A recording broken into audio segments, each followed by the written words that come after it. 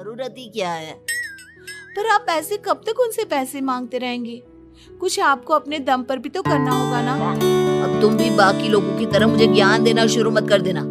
साड़ी चाहिए ना तुम्हें, मिल जाएगी बस। इतना कहकर रौनक अपने पिता से पैसे मांगने चला डैडी, जाता है। मुझे 5,000 रुपया चाहिए। अब 5,000 क्यों चाहिए तुझे? वो मेघा को साड़ी चाहिए थी। अरविंद आगे बिना कुछ कहे चुपचाप उसे पैसे कुछ दिन बाद। तुम्हें नहीं लगता कमला, रौनक हम पर पहले से भी ज्यादा डिपेंड हो गया है? मुझे तो अब उसके भविष्य की चिंता होने लगी है। कल को हमें कुछ हो गया तो वो क्या करेगा? काश तुमने पहले ये सोच लिया होता तो आज हमारा बेटा इतना लापरवाह नहीं होता। तब मुझे कहाँ पता था कि मेरा लाड प्यार उसे इतना बिगाड़ देगा कि वो इस हद तक लापरवाह बन जाएगा। कोई बात नहीं, अभी भी देर नहीं हुई। मुझे पता है उसे कैसे सुधारा जा सकता है। कैसे? उससे पहले रौनक वहां आ जाता है और पैसों के लिए हाथ फैलाने लगता है। डैड, मैं और मेघा बाहर घूमने जाना चाहते हैं। अरे वाह, ये आज सूरज कहाँ से निकला है? Dad please. अच्छा चलो अब मुद्दे की बात करो। मुझे अब 25,000 चाहिए। अब तुम्हें 1 रुपया भी नहीं मिलने वाला। अगर तुम्हें पैसों की इतनी ही जरूरत है तो कोई ढंग की नौकरी कर लो। मम्मी, आप कुछ कहिए ना डैड को। बेटा, वो गलत क्या बोल रहे हैं? ये सब हम तेरे भले के लिए ही तो कर रहे हैं। मम्मा, मैंने बताया ना आपको, मुझे नहीं करनी कोई जॉब वॉब। तो ठीक है, निकल जाओ हमारे घर से। तुम्हारे जैसे लोगों के लिए मैंने ये घर खड़ा नहीं किया है। जितना ये घर आपका है ना, उतना ही मेरा भी है। मैं कहीं नहीं जाने वाला।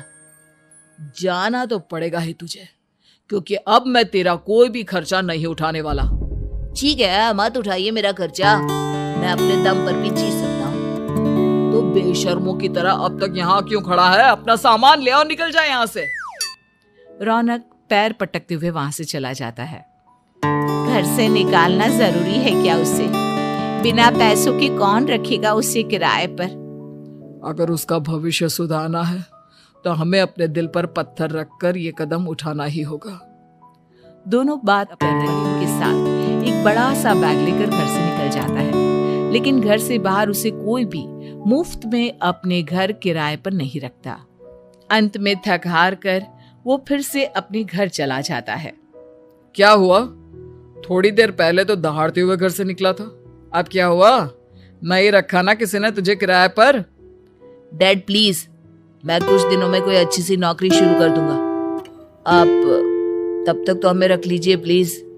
सुबह से रात हो चुकी है लेकिन कोई हमें रखने को राजी नहीं है। अब आप ही बताइए, इतनी रात को मैं मेघा को लेकर कहाँ जाऊंगा?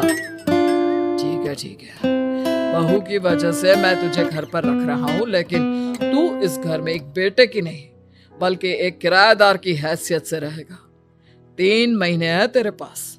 इन 3 महीनों के अंदर अंदर मुझे तेरी पहली तनख्वाह हाथ में चाहिए, समझ गया?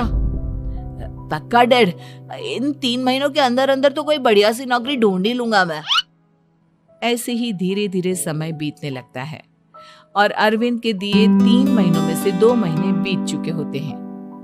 पापा जी ने हमें 3 महीने दिए थे, जिसमें से 2 महीने तो बीत चुके हैं। अब ये आखिरी महीना बचा है। अरे तुम चिंता मत करो, आज मेरा ना 2 जगह इंटरव्यू है, दोनों में से कहीं ना कहीं तो जॉब लग ही जाएगी। अच्छा, all the best. Raunak interview के लिए निकल जाता है, जिसके बाद शाम में रौनक घर आता है।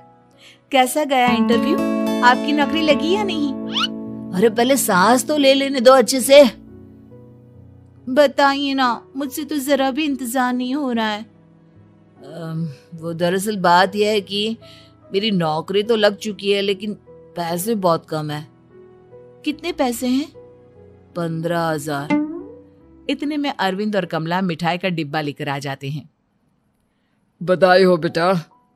हम जानते थे तेरी जॉब जरूर लगेगी। लेकिन मेरी सैलरी बहुत कम है मम्मा। कम है तो क्या हुआ, धीरे धीरे बढ़ जाएगी। हाँ बेटा, हम तो बस चाहते थे कि तू अपने पैरों पर खड़ा हो जाए। मतलब अब आप मुझे घर से नहीं निकालेंगे? नहीं, ये सब हमने तुझे जिम्मेदार इंसान बनाने के लिए किया था। Thank you mummy papa. अगर आप दोनों ऐसा नहीं करते तो मुझे कभी अपनी जिम्मेदारियों का एहसास तक नहीं होता। आज आपने मुझे सिखा दिया कि इंसान का अपने पैरों पर खड़ा होना भी जरूरी होता है। इतना कहकर रौनक झट से अपने माता पिता के गले लग जाता है और अपनी कमाई की पहली तनख्वाह वो अपने माता पिता के हाथ में सौंपता है। इस तरह रौनक एक गैर जिम्मेदार व्यक्ति से एक जिम्मेदार व्यक्ति बन जाता है।